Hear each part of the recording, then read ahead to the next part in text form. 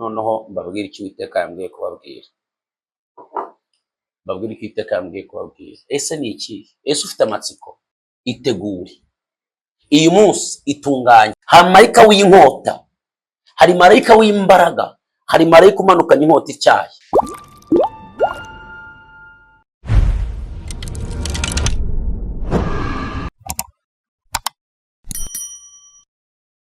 Amahoro mwese abadukurikira, Imana ibahungisha mu izina rya Yesu. Ikiro cy'Uwiteka kibe kuri mwe. Haleluya. Nizere ko aho muri muguwe neza, abatameze neza ni mpamvu twaje ngo dusenge bimere neza. Siko tubigira neza, aho bwiri muri twebwe bigenza neza. Ndavuga Imana na Kristo umwuka wera. Uyu ni Pastor Eric, iyi ni Hebron TV. Iyi ni Hebron TV. Hanyuma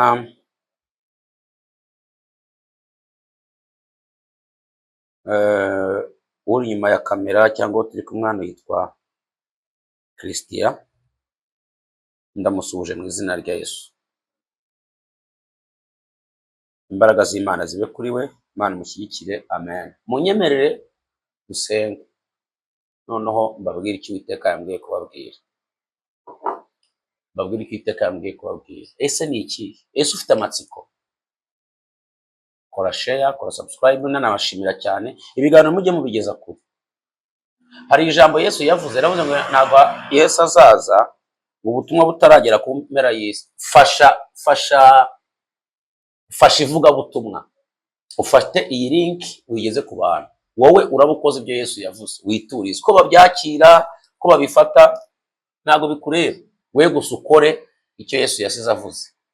Hanyuma ubundi witegere uvuge ati jyewe na sharinze aho nashoboye kujya kubwiriza iki kiganiro kihagere.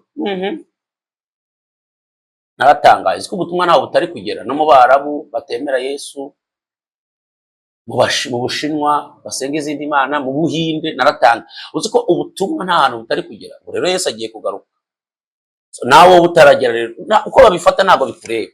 We bugezeho Yesu aze tujye kwiruhukira. Uyu munsi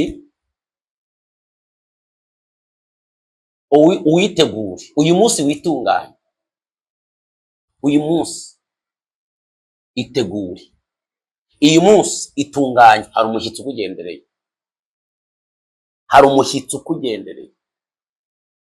Dore umushyitsi arakugendereye kandi aragutunga.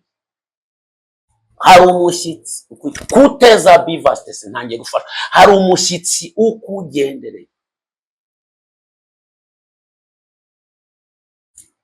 Uyu munsi hari umushyitsi uje mu buzima bwawe. Uyu munsi hari umushyitsi urebesheje amaso. Hari umushyitsi, kandi uyu mushyitsi ateye ubwoba, kandi uyu mushyitsi ni umunyembaraga, kandi uyu mushyitsi ahindura ibintu, kandi uyu mushyitsi arica agakiza, kandi uyu mushyitsi ntabwo asubirayo adakoze icyamuzanye. Dusenge. Mana mu izina rya Yesu ndagushimiye kubwo uyu munsi, kandi ushoboze kuvuga ibyo wampaye kuvuga mu izina rya Yesu. Amen. Fete message uko nemaze kubikubwira. Uyu munsi hari umushyitsi. Uyu munsi umushyitsi avuye mu ijuru. Uyu munsi hari umushyitsi Imana yaguteguriye. Hari umushyitsi umanutse. Hari umushyitsi.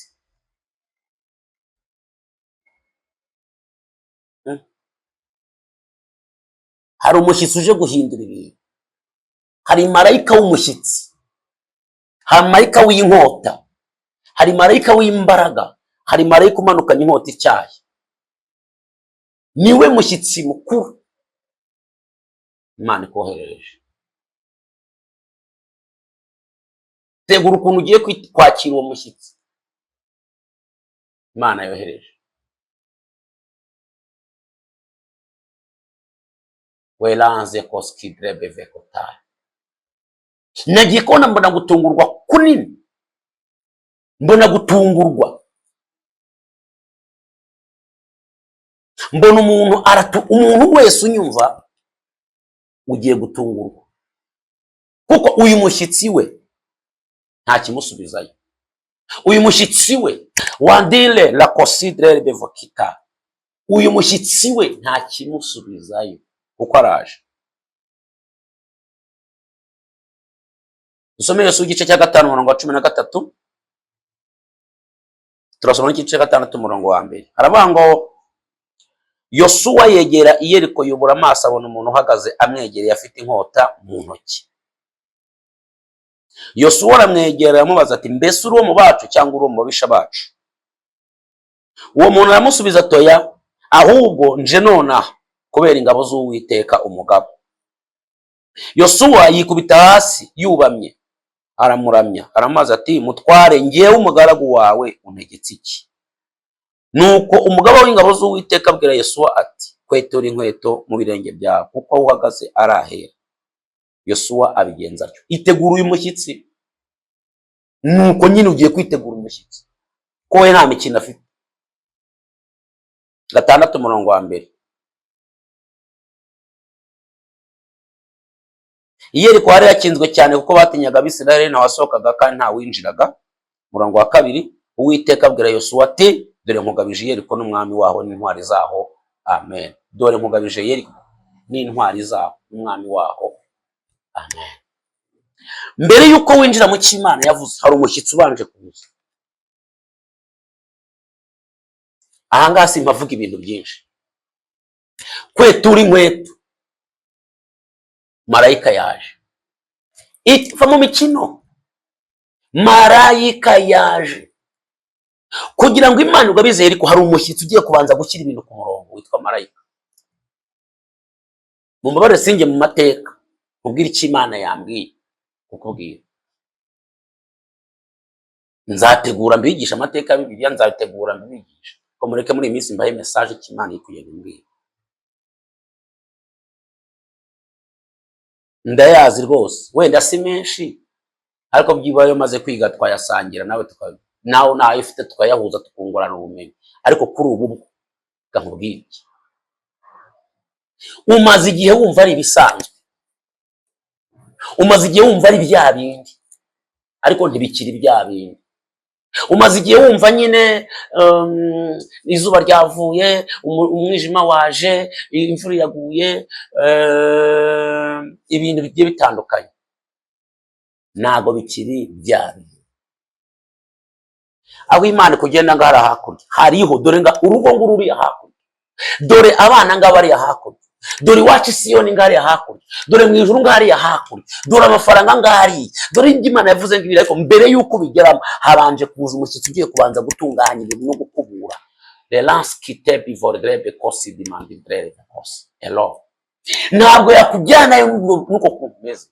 Nta tiski deva, hari umushyitsi idiva ubanjirije Imana, hari umushyitsi ubanjirije gukomera kw'Imana.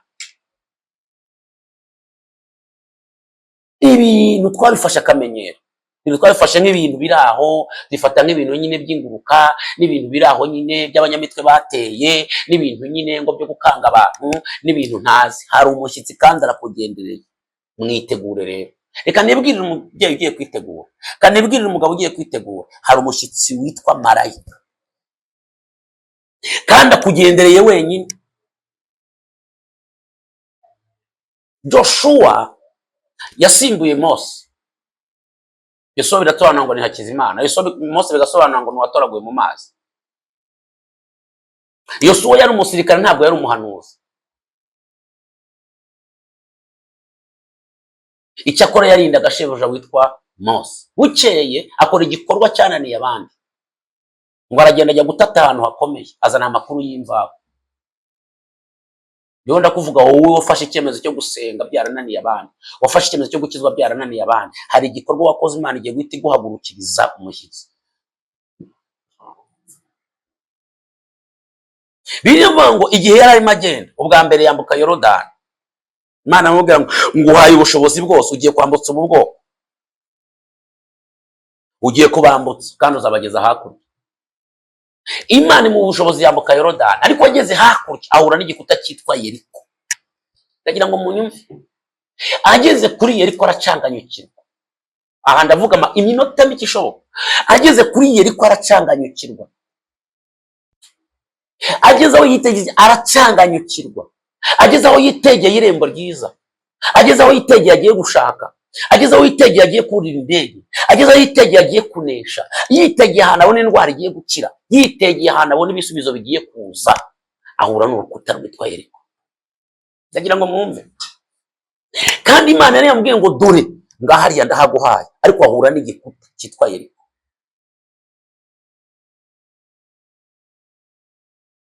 ahura n'igikuta cyitwa abarozi, ahura n'igikuta. ufite Yeriko yawe. Yeriko, Yeriko, ndakubona uriduka.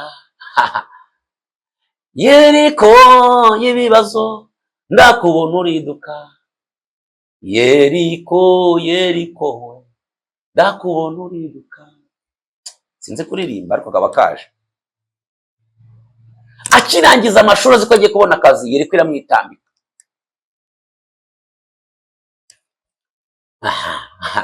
akijya mu kazi agiye kuba azi ko agiye kuba promoted ndetse banamunomye, Yeriko irahaguruka yamubwira ngo nge nitwa Yeriko, kandi Yeriko irihagije. ndakwibutsa ko Yeriko igira imbaraga, kandi Yeriko igira amajwi, Yeriko irareba, Yeriko irumva. Yeriko, Yeriko, Yeriko. hari umuntu uri mu nyumva Yeriko yazonze, iyo aryamye aramubwira ngo ryama, ariko ndacyahari nitwa Yeriko. iyo atwaye imodoka Yeriko irabwira ngo mva ntwara nanjye nitwa Yeriko. Yeriko ndakwibutsa ko igenda, iyo uri indege yurirana nayo ikakubwira ngo nubwo uri mu Bwongereza, nubwo uri mu Burayi, nubwo ari aha n'aha, ariko ufite Yeriko y'urugo rubi, ufite Yeriko yo kudashaka, ufite Yeriko y'inyatsi na karande. Yeriko iteka ryose iyo ugiye kwinjira mu gisha utangirwa n'ikintu cyitwa Yeriko.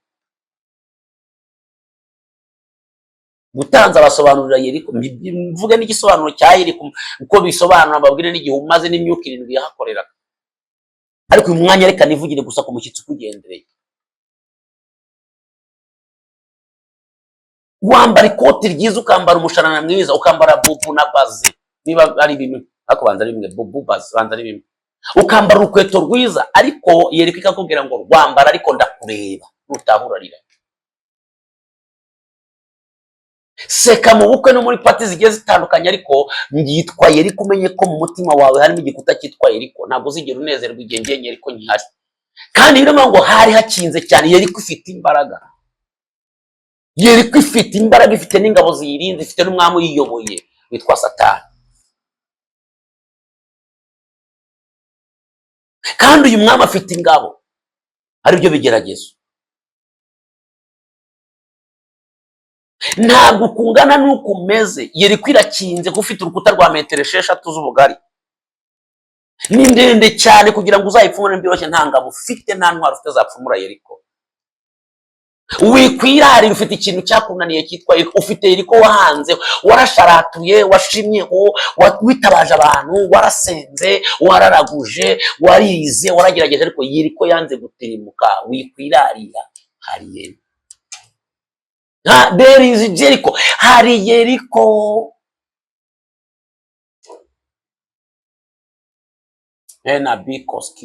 nakunze umugabo utariraririye witwa Yobu. Imana iramusuye iramubwira ngo ngewe nzi ububiko bw'umuyaga, iramusobanurira iyo barareba bati sinirariye wa mana we, ndapfuye ndashize, nzi ko ushobora byose kandi nta kibasha kurogwa imigambi yawe, ndakwinginze ndengera, nzi ko ushobora byose. undi muntu aragenda asanga Yesu ngo mubembe w'impumyi, aramubwira ngo Yesu we wabishaka, ndashize ndapfuye, wabasha kunkiza? Yesu aramubwira ngo ushaka nkugirira, aramubwira ngo kumureba ndi impumyi, ndashaka guhumuka. aramubwira ngo twitwa no kwirarira no kwiyemera, ariko urabizi ko hari Yeriko. mbere yuko usatira kuri Yeriko rero, hari umushyitsi ubanza kugenderera. uwo mushyitsi mwitegure, kuko ntabwo wagera kuri Yeriko utarahura n'uyu mushyitsi. mbega umushyitsi witwa marayika, mbega umushyitsi w'umunyembaraga, mbega umushyitsi kandi ntabwo aza kenshi. subiramo ngo ntabwo aza kenshi, ariko uyu munsi araje. uyu mushyitsi ntabwo aje kenshi, ntakunda kugaragara, nagakunda kuza kenshi, kuko uyu mushyitsi aza ku mpamvu 3. impamvu ya mbere, uyu mushyitsi aza kuko aza ari umurakari, aza kuko hari ibintu biteye umujinya. niyo mpamvu aza. Icya kabiri, kuko uyu mushyitsi ari umunyentambara kandi arwana, azi iyo urugamba rwenda kugutsinda. Icya gatatu, uyu mushyitsi aza aje gukubura ibintu bimwe na bimwe, kubivana mu nzira, no kwambura ubushwambagara n'ibikweto bicitse n'ibintu biri aho, ibintu by'ibyaha. Uyu mushyitsi araza kuko uyu mushyitsi ntabwo aza kenshi, ariko iyi joro uvuga ngo araje, aya manywa araje, uyu munsi araje, uku kwezi araje, uyu mushyitsi arangendereye. Mbega umushyitsi ukugendereye, umushyitsi witwa marayika Mikayeli, umushyitsi utarya ruswa,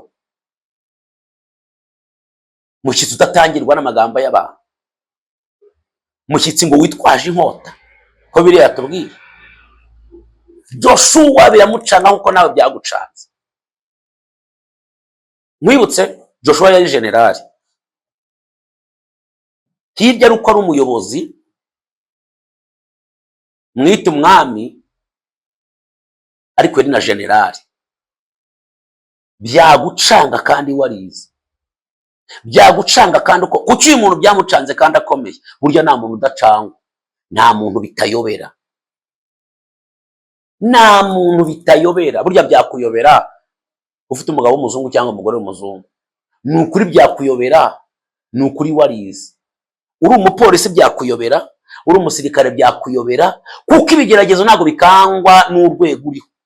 Uri umuganga byakuyobera, uri umuyede byakuyobera, uri umufundi byakuyobera, uri umumotari byakuyobera, uri umushoferi byakuyobera, uri umukoresha byakuyobera, ndetse n'umukozi wawe byamuyobera. Uwo uri we wese burya avuga ngo byanyobera, ni ukuri byakuyobera. Joshua biramuyobera, afite tekinike, afite tactique z'intambara, yararwanye nyinshi, biramuyobera. Hari aho tugira bikatuyobera. Yafashe the biscuit, ariko ibyo byayoberanye. Hari umushyitsi uza kubicakarongo.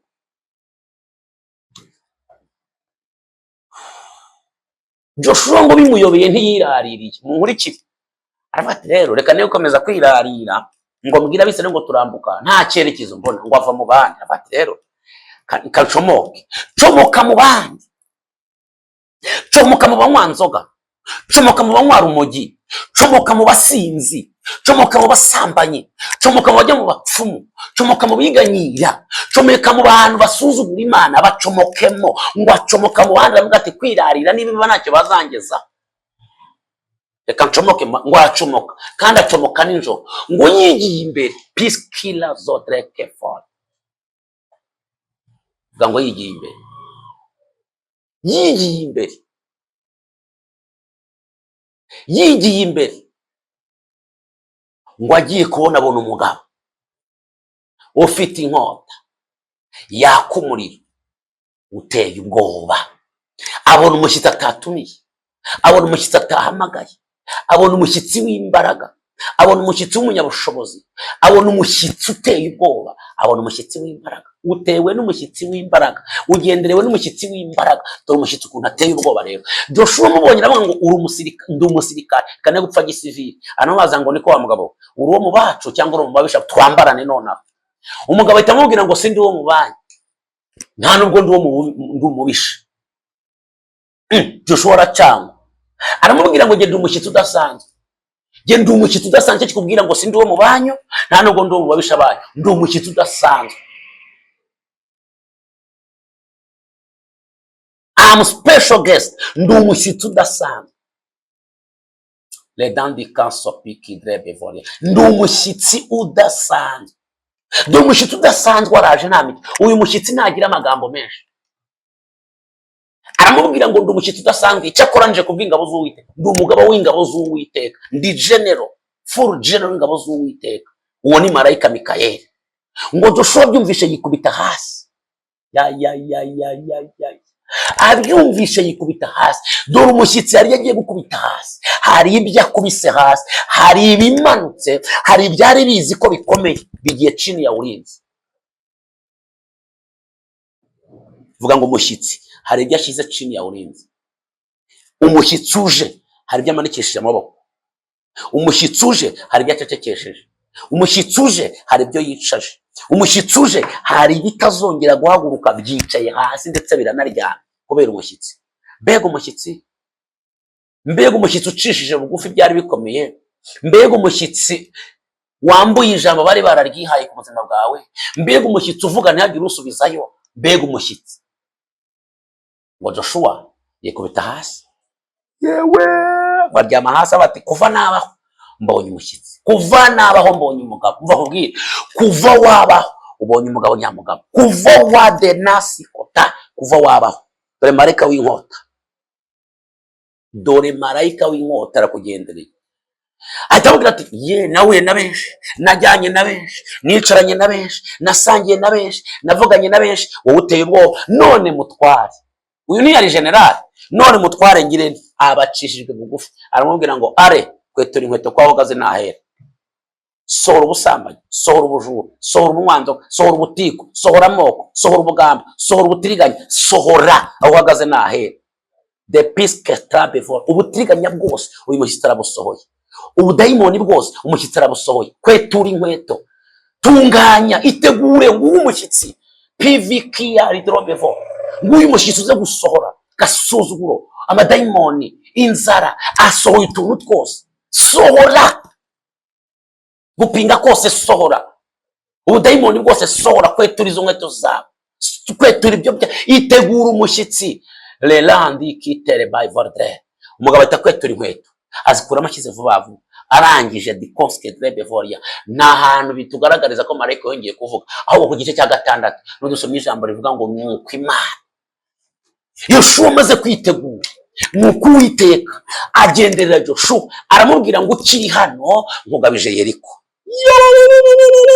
Imana ikugabije Yeriko, Imana ikugabije byari bitejwe imbere yawe, Imana ikugabije umuntu ukomeye, Imana ikugabije imbaraga, Imana ikugabije akazi, ikugabije icyubahiro, ikugabije ubuzima, ikugabije urugo. Imana ikugabije ibintu byari byaraguteye ubwoko bw'umushyitsi. Otitasi kelemarama, Imana ikugabije vonima, Imana ikukatitarema voria zoda mekiti dimandre, Imana ikugabije. Ndafashe ndumva nakwiye elansi kotita, Imana ikugabije. Imana injira, noneho injira, urabyemerewe. Shaka urabyemerewe, ririmba urabyemerewe, byara urabyemerewe, kora akazi urabyemerewe, tera imbere urabyemerewe, baho urabyemerewe, ongererwa iminsi yo kurama urabyemerewe, gukomeye urabyemerewe, genda urabyemerewe, urira indege urabyemerewe, jya gukora Imana urabyemerewe, kuko umushyitsi wamwakiriye neza. Nindo nyumvishe bavuga ngo amen. Vuga ngo noneho ndabyemerewe. Ibyari byaranze ndabyemerewe, mbiherewe uburenganzira, byari byarapfuye ndabyemerewe. Hari ibintu wahakanirwaga, hari ibintu utari wemerewe, hari ibintu bakubwira ngo ntabwo byemerewe, ntabwo byari byawe. Uyu munsi noneho urabyemerewe. Ndabona hari ibyo wemerewe, wemerewe kubyara, ndabona hari ibyo wemerewe, wemerewe gucuruza bikagenda, ndabona hari ibyo wemerewe, wemerewe kubabarirwa ibyaha burundu, ndabona hari ibyo wemerewe, wemerewe kuryama ugasinzirira, byose urabyemerewe. Wemerewe kuba ahantu heza, wemerewe akazi, wemerewe uburenganzira wari warimwe, wemerewe icyubahiro isi yari yakwimye, wemerewe ditutasidre ibitwenge isi yakwimye, wemerewe umunezero isi yakwimye, wemerewe icyubahiro isi yari yarakwimye. Vuga ngo noneho ndabyemerewe. Landikitezo pife kodre yawe, urabyemerewe votita, noneho urabyemerewe nshuti yanjye. Wemerewe gusa neza, wemerewe gukandagira mu cyubahiro, wemerewe gukandagira mu mugisha, wemerewe. Marayika utunganya ibintu nguyu Mikayeli, marayika uhindura ibintu, marayika uguhaye uburenganzira, marayika ubanje gukubura. Kandi hari ibyo akubuye ugiye kurebesha amaso, hari ibyo agukuyeho, hari inshuti ndakwambuye, inshuti z'agasuzuguro, inshuti z'amanyanga, inshuti z'indyarya, inshuti zikwihishamo zikagusenya uzi ko zikwegereye. Hari abari bameze nk'inkweto, hari ibintu byari bikumezeho nk'inkweto, hari ibyakumezeho nk'inkweto, nawe urabizi. Yesu arabikwambuye. Hari ibyo marayika umva ajugunye kure, hari ibintu akukuyeho kandi ntubabare, hari utazongera kumva, hari n'abagiye kukubloka. Ubu ni ibimenyetso kuko iyo marayika yaje ibimenyetso biraboneka. Ntubabare, Imana ikugabije, noneho urabyemerewe. Hari ibyo abanje kuvana, avanye ibintu byari bimenyereye, avanye byakuzonze, avanye byari bishaje, avanye byari byarakumezeho nk'indangamuntu wagira ngo ni ikibibi. Ikibibi ni ibara riza ku mubiri uraripfana. Hari byari bimeze gutyo biraza biriyomeka, aho urivuga ngo ndabyemerewe, noneho ndabyemerewe. Ibyawe watswe urabyemerewe, akazi wambuwe urakemerewe none, kuko marayika ntabwo avuye mu isi, avuye mu ijuru, kandi iyo avuze biraba. Iyo ivuze biraba, iyo itegetse birakomera, niyo ifite ijambo rya nyuma kuri twe. Iyo ivuze biraba, yategeka bigakomera, niyo ifite ijambo rya nyuma kuri twe. Iyo ivuze biraba, yategeka bigakomera, niyo ifite ijambo rya nyuma kw'icyo kibazo. Iyo ivuze biraba, yategeka bigakomera, niyo ifite ijambo rya nyuma kuri twe. Iyo ivuze biraba, ngiyo Imana ivuze, iravuze ngo amburwa ibikomere, iravuze ngo amburwa agahinda, iravuze ngo hanagurwa amarira, iravuze ngo ryamusinzire, iravuze ngo genda ube, iravuze ngo genda utere imbere, iravuze ngo ubuzima bwawe burahindutse. Iyo ivuze biraba. Urabyemerewe, urabyemerewe, dore urabyemerewe, dore noneho urabyemerewe, dore urahinze urejeje, dore urahunitse birakunze, dore ugize nk'ikamu zifatika, dore ushyize mu bigega, dore utambagijwe umurwa, noneho urabyemerewe. Gukora ubukwe noneho urabyemerewe, gukora akazi urabyemerewe, guseka urabyemerewe, gusinzira urabyemerewe. Aho uri wavuze ngo noneho ndabyemerewe, ibyo nari naremye mu burenganzira ntazi ko byagenze, ibyaha byarapfuye ntazi ko byagenze, byaratangiraga bigapfa ntazi ko bigenze, noneho ndabyemerewe.